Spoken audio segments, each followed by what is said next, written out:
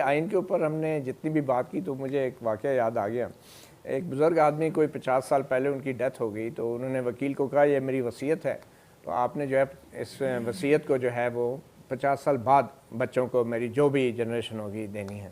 تو وصیت 50 سال تک بند پڑی رہی, اور جب وہ وصیت وکیل صاحب نے جو بزرگ ہو گئے تھے بچے ان کو بلایا کہ یہ بھائی 50 سال پہلے کی وصیت ہے, تو یہ انہوں نے کچھ چھوڑا ہے آپ کے لیے تو آپ یہ بانٹ لیں. انہوں نے وصیت میں دیکھا تو بزرگ جو تھے انہوں نے لکھا تھا 5,000 میرے بڑے بیٹے کو, 2,000 چھوٹے کو, 3,000 جو ہے وہ میری بیٹی کو, اور 4,000 روپے ان کو دے دینا, اور یہ 50 سال پرانی کی رقم ہے. اچھا, تو اب وہ سارے پریشان, اور آخر میں لکھا تھا جو رقم رہ گئی میرے بینکوں میں یا میرے اثاثوں میں وہ ساری ڈونیٹ کر دیجیے چیریٹی. اب اس وقت کی جو رقم تھی ان کی جو بھی 50-60 ہزار روپیہ یا جو بھی تھی, تو وہ کسی کو وہ گارڈین بنا گئے تھے بینک میں, تو وہ کوئی 5-6 کوئی 8-10 لاکھ 12 لاکھ کی کوئی ایسی رقم تھی.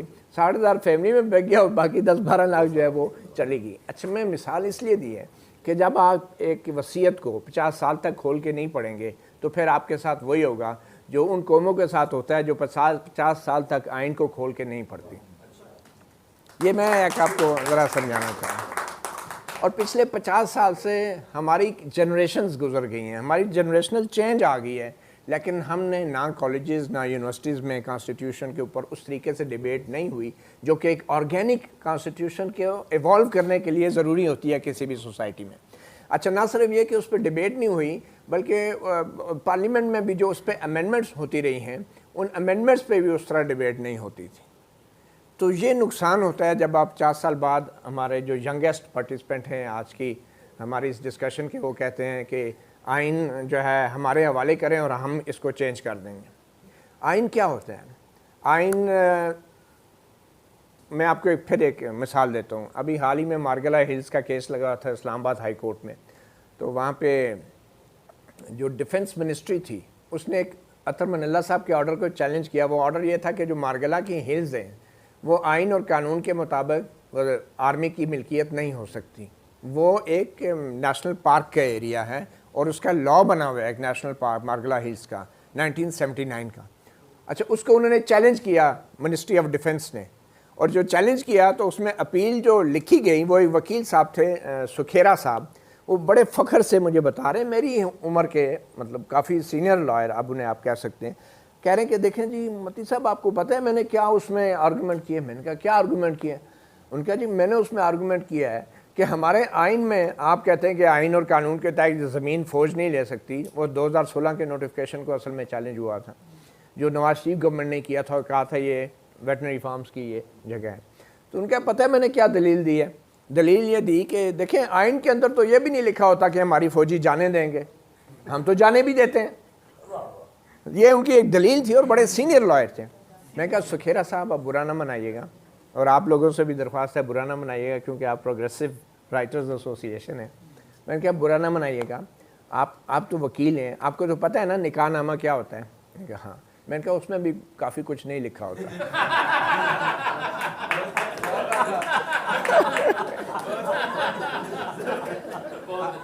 میں نے کہا مگر اس کی سینکٹٹی, میں کہا you are a lawyer you should know کہ نکاح نامے میں کافی کچھ نہیں لکھا ہوتا مگر اس کی سینکٹٹی اگر صرف وہ ایک کاغذ کا ٹکڑا نہیں ہوگا نا تو آپ کی جنریشنز آگے جو ہیں وہ پرابلم کھڑا ہو جائے گا. Society socially constitutionally legally morally. تو آپ یہ کیا آپ نے دلی. اچھا انہیں ایک دفعہ اب اس کو سارے وہ اسی طرح ان کا رسپانس تھا جو ان کے اپنے ساتھی لائر سے وہاں سے پڑھے تو کہتے ہیں نہیں وہ آپ کی یہ بات یہ اور بات ہے. میں کہا صاحب یہ انڈرسٹینڈنگ کی بات ہے اور بات نہیں ہے. آئین جو ہے جرنیل اس کو کہتے ہیں یہ کاغذ کا ٹکڑا ہے, لیکن وہ کاغذ کا ٹکڑا نہیں ہے. یہ کاغذ جو ہے یہ 5,000 کا نوٹ بھی کاغذ کا ٹکڑا ہے, یہ 1,000 کا نوٹ بھی کاغذ کا ٹکڑا ہے, but it has a value. اور کانسٹیٹیوشن کی بھی وہی ویلیو ہے. وہی ویلیو ہے جو کسی بھی مہذب معاشرے میں دو مہذب لوگوں کے درمیان ایک معاہدے کی ہوتی ہے. تو کانسٹیٹیوشن از اے نکاح نامہ بٹوین ریاست اینڈ دا پبلک. اور ضروری نہیں ہے کہ ہر چیز کو, مگر اس کی ایک سینکٹٹی ہے. That's a reference point. That جیسے انہوں نے کہا کہ سعودی عرب نے بھی پھر 1993 میں جو ہے کانسٹیٹیوشن بنایا just to internationally tell the world کہ یہ ہماری باؤنڈریز ہیں.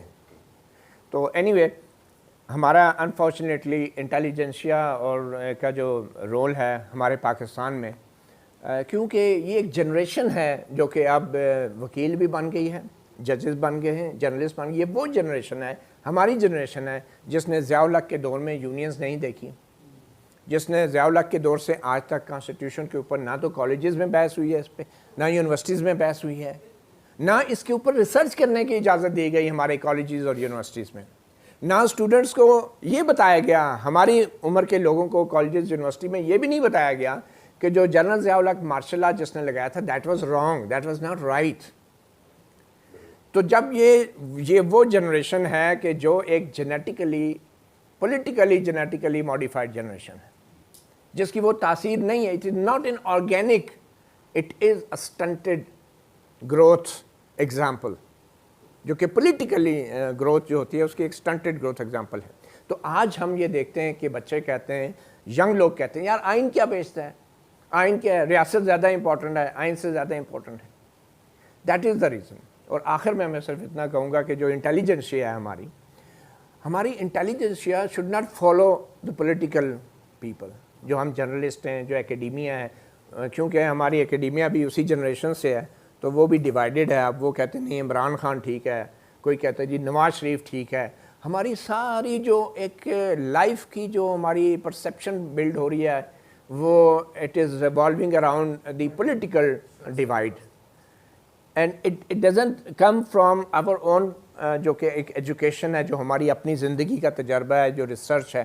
ہم اس کو بھول کے ہم کہتے ہیں نواز شریف نے یہ بات صحیح کی ہے، عمران خان غلط کہہ رہا ہے، زرداری بڑا سیانہ ہے، پی ایچ ڈی ہے، بڑا سیاست میں. نہیں، ہم لوگ بھی سب کانشیسلی ہماری جو پولیٹیکل جو انٹیلیجنسیا کے بیچ ڈبیٹ ہونی چاہیے تھی، that has been reduced to these political pygmies I would say, کہ جن کے ہم نام لے کے اب یونیورسٹیز میں بھی اب ڈبیٹ ہوتی ہے زرداری ٹھیک، عمران خان ٹھیک، غلط ہے. یہ ڈبیٹ نہیں ہوتی کہ کانسٹیٹیوشن کیا کہتا ہے، فنڈامنٹل رائٹس کیا ہیں، پولیٹیکل آئیڈیالوجیز کیا ہیں، اسکولز آف تھاٹس کے اوپر ڈسکشن ڈبیٹ نہیں ہے. وہ ریڈیوس ہو گیا، and main reason is the television. تو میں سمجھتا ہوں کہ this is the time the academia and the civil society should lead.